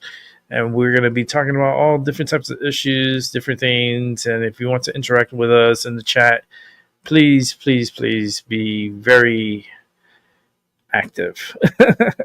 The more active he's going to be looking at the chat, you want to interact with him. It's a great time. Telling you, there's going to be a lot of people that are going to want to come and talk to this guy, and especially in the future. So get in now while you can. So let's go ahead and set this up, and we're going to watch Tyson De La Cruz. The Department of Homeland Security is banning states and volunteer organizations that receive federal disaster relief funds from assisting undocumented immigrants. America, President Trump just delivered one of the most common sense policies you'd ever heard, and the left is absolutely losing their minds. The Department of Homeland Security has banned states and volunteer organizations that receive federal disaster relief funds from assisting, get this, undocumented immigrants. But here's what's going to make you furious. We've been spending taxpayer money on luxury hotel stays, food, and transportation for people who broke the law to get here, while American citizens who lost everything in a disaster were told that there wasn't enough funding. That's crazy. That's true. I feel bad for the people in North Carolina. The new rules were first reported in a Washington Post analysis, citing interviews with federal emergency management officials. What is up, guys? Tyson De La Cruz here. Thank you so much for rocking with me. This story perfectly illustrates the backwards priority we've been dealing with for years, putting illegal immigrants ahead of American citizens, even during national disasters when our own people needed help the most. Let me break down exactly what this new policy requires, because the mainstream media is spinning this like some kind of human rights violation. Under the new Department of Homeland Security guidelines, disaster relief groups receiving federal dollars must agree that they will not operate any programs that benefits illegal immigrants or incentivizes illegal immigration. California being investigated by the Department of Homeland Security for allegedly providing federal benefits to immigrants who are in the U.S. illegally. The California Cash Assistance Program is being subpoenaed over the matter. Federal officials are accusing the program of helping migrants receive benefits even though they're not eligible for Social Security. States and organizations are prohibited from concealing a person's legal status under the new guidelines. If states reject these conditions, they're ineligible for disaster relief money. It's that simple. Because if you want American taxpayer money, you can't use it to help people who are here illegally. DHS will mandate that disaster relief groups receiving federal dollars cooperate with immigration authorities and enforcement. A FEMA historian tells the Post the move is unprecedented, and some volunteer groups question whether it's legal, citing concerns with asking people legal status and some states that prohibit the practice. The Trump administration is also terminating FEMA's Shelter and Services Program, which has been providing grants for luxury hotel stays, food, and transportation for undocumented migrants. Senator Jim Risch and Senator Kevin Cramer introduced legislation to make sure these programs stay dead, calling it exactly what it is: taxpayer-funded luxury services for people who broke our immigration laws. Now, let me tell you about the absolute waste of taxpayer money that Trump just put to an end. FEMA's Shelter and Services Program was literally paying for luxury hotel stays for illegal immigrants while American disaster victims were sleeping in their cars or in crowded emergency shelters. This is wild. Now, in North order Carolina, to reportedly receive federal grants and awards, volunteer groups must agree to not operate any program that benefits undocumented immigrants or incentivizes illegal immigration.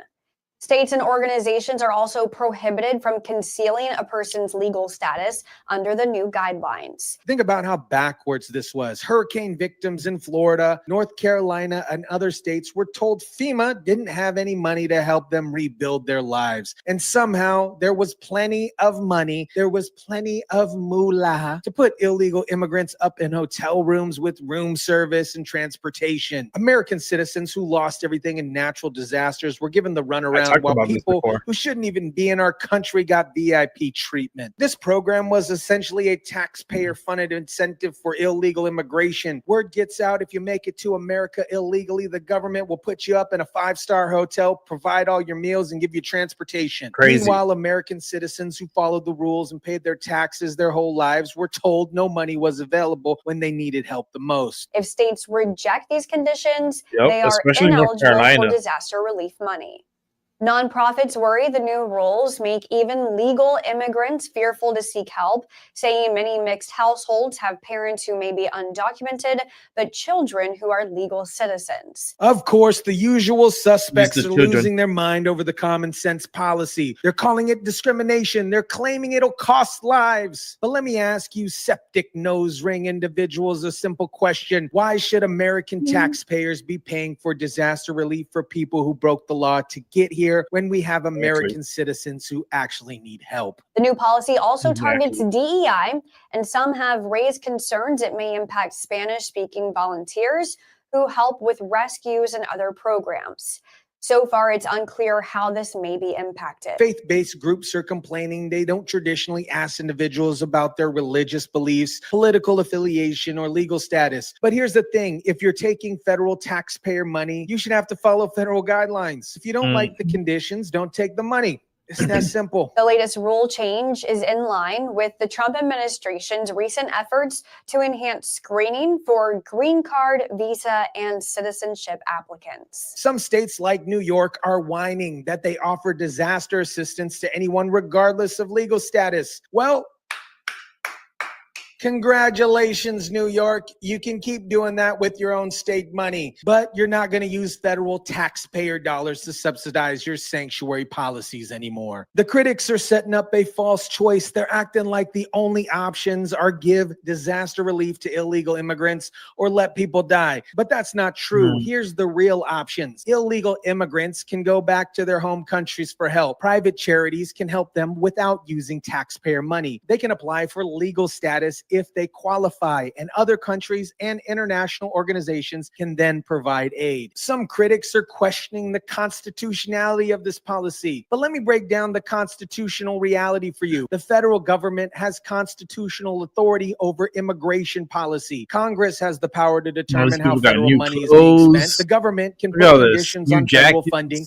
and states can choose not to take the federal money if they don't like the conditions. This is completely constitutional, completely appropriate. The federal government has every right to say, if you want the money, here are the conditions. States that don't like it can reject the federal funding and use their own tax money however they want. What's happening here is Trump is forcing states and organizations to choose between federal funding and their sanctuary policies. They can't have both. If they want to help illegal immigrants, they can do it with private donations or their own state money, but they're not going to use federal taxpayer dollars to do it anymore. Everybody that I've talked to says they're getting no help. Their trailer was donated by a volunteer, not FEMA. Look at this. And they have to pay for their own porta potty. This policy also aligns with Trump's broader effort to enhance They have screening to pay for for their green own cards, porta potty. visas, and citizenship application. We're finally getting serious about immigration enforcement and making sure taxpayer money goes to taxpayers first. You want to talk about discrimination? Let me tell you what real discrimination looks like. Discriminating against American citizens when taxpayer money goes to illegal immigrants instead of Americans who need help. Discriminating against legal immigrants when people who follow the law have to compete with people who broke the law for limited resources. Discriminating against taxpayers when people who pay taxes have their money used to help people who don't have to pay taxes and aren't supposed to be here. That's the real discrimination that's been happening for years under the previous administration. American families who lost everything in hurricanes, floods, and wildfires were told there wasn't enough FEMA money to help them rebuild, while illegal immigrants immigrants were getting luxury hotel accommodations on the taxpayer dollar. Department of Homeland Security is now pooling funding from groups with alleged terrorist ties. This move comes after a newly released watchdog report found past funding had links to, quote, extremist organizations. And speaking about discrimination, let's talk about how DHS is pulling funding from groups with alleged terrorist ties. The Middle East Forum found that over $25 million in DHS and FEMA grants went to terror-linked groups between 2013 and 2023. DHS already canceled 49 projects with alleged terrorist ties as a result of this. So not only were we giving taxpayer money to illegal immigrants instead of American citizens, we were also giving money to organizations with ties to terrorist groups. The level of mismanagement and backwards priority under the previous administration is absolutely staggering. Here's something these critics don't want to talk about: international responsibility. The home countries of these illegal immigrants have a responsibility to help their own citizens during emergencies. International organizations exist specifically to help people regardless of nationality. Foreign embassies and consulates are supposed to help their citizens during emergencies. Why is it America's responsibility to provide disaster relief for citizens of another country who are here illegally? We have our own citizens who need help during disasters. We have legal immigrants who follow the rules and deserve priority access to services they paid for through their taxes. As for what the report found, the Middle East Forum flagging a $100,000 grant in 2019 given to a mosque in Virginia, now which has been accused by Customs and Border Protection of operating as a front for Hamas operatives. Also, $250,000 to the Council on American Islamic Relations, which DHS has also accused of having Hamas ties. The fact that we're giving grants to organizations accused of having Hamas ties while American disaster victims were told that there wasn't enough money shows you just how screwed up our priorities were. A mosque in Virginia that CBP accused of operating as a front for Hamas operatives got $100,000. The Consulate of American Islam Relations, which DHS accused of having Hamas ties, got $250,000. Meanwhile, American families who lost their home in natural disasters are sleeping in their cars because FEMA claimed they didn't have enough resources. This is the kind of backwards America last thinking that Trump is finally putting to an end. If people really care about helping illegal immigrants during disasters, here's a solution. Donate your own money to private charities. Volunteer your time with organizations that help regardless of status. Support international organizations that operate globally and work with religious organizations that help without government funding. Nobody is stopping private compassion. We're just saying taxpayer-funded compassion should go to taxpayers first. If you want to help illegal immigrants, do it with your own money, not mine. But the council telling Fox News Digital it has no active federal contracts with DHS and, quote, the government cannot ban American organizations from receiving federal grants based on their religious affiliation or their criticism of Israel's genocide in Gaza. The review by DHS is primarily targeting funding through FEMA's nonprofit security grant program, which provides aid to churches, synagogues, mosques, and other religious organizations as well. DHS is now reviewing all contracts and future contracts to make sure funds are given out properly. They're implementing tougher requirements and more robust vetting processes. This is exactly what should have been happening all along, making sure taxpayer money goes to legitimate organizations that serve American interests, not terrorist-linked groups or illegal immigration facilitators. America, this FEMA policy change represents everything that's been wrong with our government's priorities for decades. We've been discriminating against our own citizens by giving their tax money to people who broke the laws to get here in the first place. We've been rewarding illegal behavior while punishing people who followed the rules. The outrage from the left proves that they care more about illegal immigration than American citizens. They're more upset about cutting off luxury hotel stays for people who shouldn't even be here than they are with American disaster victims who couldn't get help because because there was supposedly not enough money. This policy sends an important message. American taxpayer money should go to Americans first, especially during disasters when resources are limited. This doesn't prevent anyone from getting help. It just means taxpayer-funded help goes to taxpayers. Private charities and international organizations can still help illegal immigrants without using taxpayer dollars. The fact that this is a controversy shows you how backwards our priorities have been. We've been so focused on not offending anybody that we forgot how to put our own citizens first. Trump is finally implementing the American First policies that American people voted for. No more luxury hotel stays for illegal immigrants while American citizens sleep in their own cars after losing everything in a natural disaster. No more grants to terrorist-linked organizations while legitimate American charities struggle for funding. Let me know what you guys think about this. Drop it down in the comment section down below. Smash the like button if you kindly would. Share, subscribe, and as always, guys, I'll catch you on the next one. And thank you very much, man. Another awesome video. But the infrastructure, you know, like waste management, the intake of more piss and shit into the system that was not really generated to have this influx of the amount of people coming in and shitting and pissing and flushing, and that eats up more energy, that eats up more, you know, the process, and it's just overwhelming. It overwhelms the system. People are a lot of people are overwhelmed. But it's like they put them up with these 5-star resorts and 5-star hotels. I'm like, it was super hard to get a hotel room in New York because a lot of them were housing the immigrants and shit. And it's like, you know, the hotels were made for visitors, for tourists to come to New York to rent a room that they're going to spend time in New York, spend money in New York to help New York with their budget. This is the money you need. It's the tourism money. But what happens is you went the other route and you got greedy because the federal was paying for it pretty much. Biden didn't give a fuck. He was just throwing money away like it was toilet tissue, like ridiculous amount of money. And the fact that they treated these immigrants like 5-star resort. Here's a room service. Room service 3 times a day. 3 times. And then you had the people in North Carolina sleeping in tents after that horrible flooding event because of the hurricane that went by through there. It's just wild.